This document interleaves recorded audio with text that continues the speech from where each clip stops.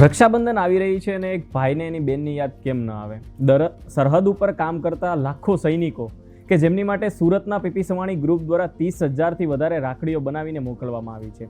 આ રાખડીઓ સાથે એક ખાસ લેટર પણ આપવામાં આવ્યો છે।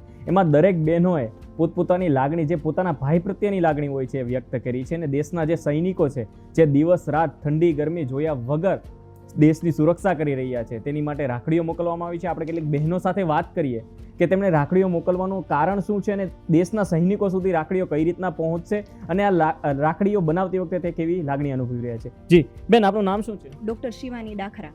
શિવાની બેન, તમે દેશના સૈનિકો માટે, તમારા ભાઈઓ માટે રાખડી મોકલી રહ્યા છો, કેવું લાગી રહ્યું છે તમને? અને રક્ષાબંધન આવી રહી છે, તમારા સગા ભાઈ અને રાખડી બાંધતા હોય છે, પરંતુ તમે દેશના સૈનિકો માટે પણ રાખડી મોકલી છે, કેવું લાગી રહ્યું છે?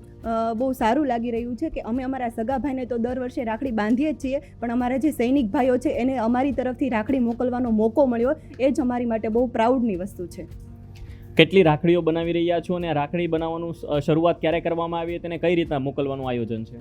30,000થી કરતાં વધારે રાખડીઓ અમે અમારા સૈનિક ભાઈઓ માટે બનાવી છે અને અમે કેટલા દિવસથી આ રાખડીઓ બનાવીએ છીએ। અમારા હોસ્પિટલના ડૉક્ટરો છે, સ્ટાફ છે, બધા ભેગા મળીને અમે આ રાખડીઓ બનાવી છે અને અમારે બસ હવે રક્ષાબંધન આવી રહી છે તો 2-3 દિવસમાં છે કે અમે અમારી રાખડીઓ ત્યાં સુધી પહોંચાડી દઈએ। આજે તમે રાખડીની સાથે એક લેટર પણ આપો છો, 30,000થી વધારે લેટર લખેલા છે, એમાં શું લખેલું છે? દરેક લોકોએ કેવી લાગણીઓ લખેલી છે?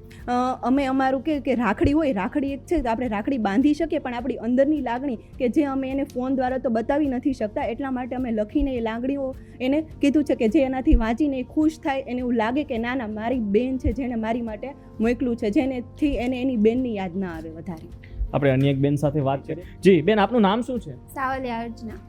અર્ચનાબેન, કેવું લાગી રહ્યું છે? રાખડી મોકલો છો દેશના સૈનિકો માટે અને કેવી લાગણી અનુભવો છો? મને આ રાખડી મોકલવાનો મોકો મળ્યો એના માટે હું બહુ જ ખુશ છું કે મને સૈનિક ભાઈઓ માટે રાખડી મોકલવાનો મોકો મળ્યો છે અને એ અમારી રક્ષા કરે છે, એટલે અમે અમારા તરફથી રાખડીના મોકે એમના માટે રક્ષા કવચ મોકલીએ છીએ।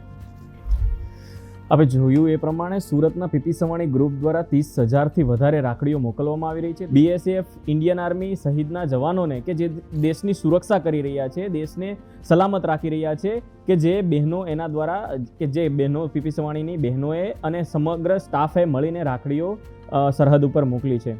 સાગર કલસરિયા, જમાવટ, સુરત।